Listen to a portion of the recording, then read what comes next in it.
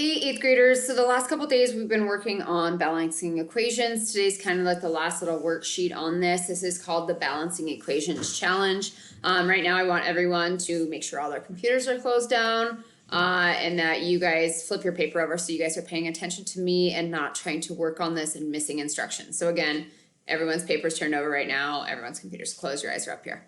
Okay, all right, so first part is part A, parts and pieces. So below you guys have a couple different chemical formulas for different molecules.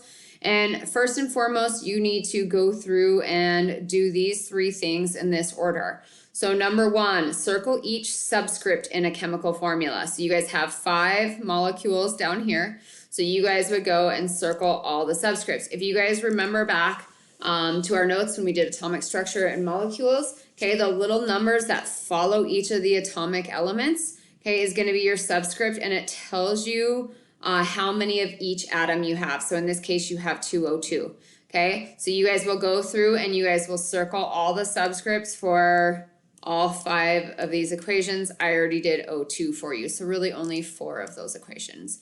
So that's the first thing you guys are going to do, okay? The next thing you guys are going to do is, let me get a different color, is you're going to draw a square around each coefficient. So again, back when we learned about counting atoms and molecules, we learned that the big number in front is called the coefficient, and it tells us how many molecules we have.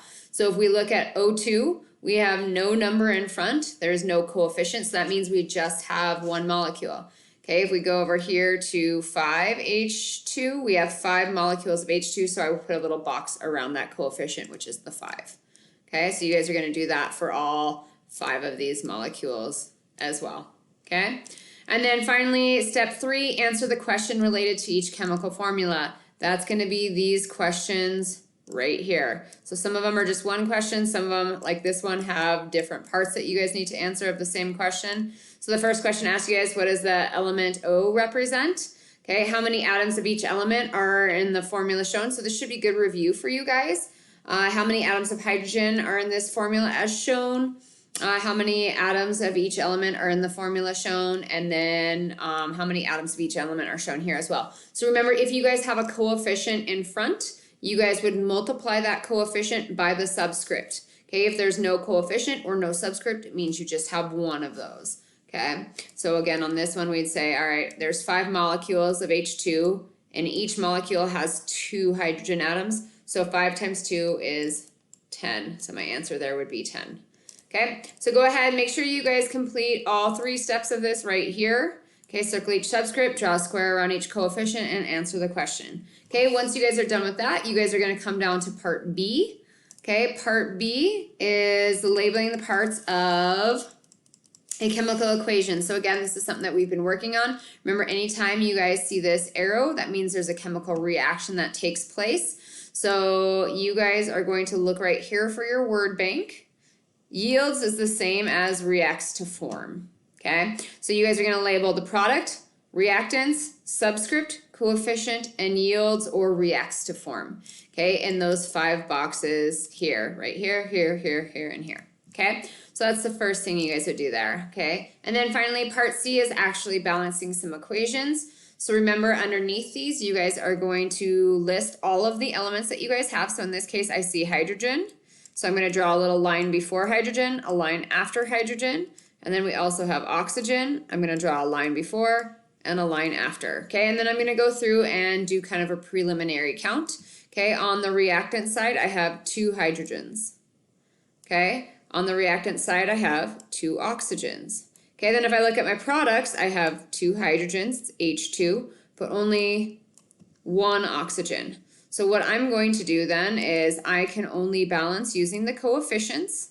Okay, so that's the number in front. We can't change the subscript because if we change the subscript, we would be changing the number of atoms of each element, and then therefore we wouldn't have the same substance. So if we had H2O, well, we could just balance that by adding a 2 here after, but now you have H2O2, and that's not water anymore.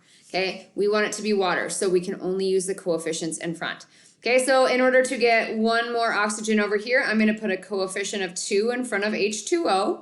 Okay, now I kind of need to re-add and recount. So now I have 4 hydrogens, Okay, and now I have 2 oxygens, so my oxygens are balanced, but now I've thrown my hydrogens off balance. I have 4 on the product side, only 2 on the reactant side. So in front of hydrogen, I'm going to put a 2. Okay, now I have 2 times 2 is 4.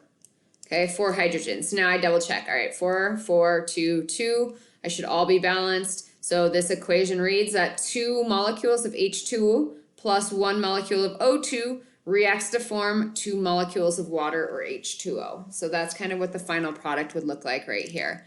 So you guys need to show your work on there. Okay, you guys need to draw the little boxes and the little elements underneath. Okay, and then what I should be able to see is your guys' coefficients in front of the molecules to have your final balanced equation right here. So you guys are going to balance that. H2O2, H2O reacts to form, or excuse me, H2O2, which is hydrogen peroxide, reacts to form water and oxygen. Sodium and oxygen react to form sodium oxide. Nitrogen and hydrogen react to form ammonia. And then you guys can get through the rest of these. Okay, this one here is a combustion equation. So these 2 are a little bit trickier down here. This one's actually probably the trickiest out of all of them. Okay, I want you guys to balance your carbon first. Okay, and then balance your hydrogen. Okay, and then finally you will do your oxygen last. Okay, if you guys get in a situation where you guys have an even number of oxygen on one side and an odd number, go through and double everything. So double the amount of each molecule that you guys have figured out coefficients for, and then you should be able to get rid of that odd number. Okay, so if you guys get stuck, try your hardest, and you can ask me questions when you get back. Okay, if you guys when I get back, if you guys need anything, you can ask the sub. Hopefully you guys are having a good day, and I will talk to you soon.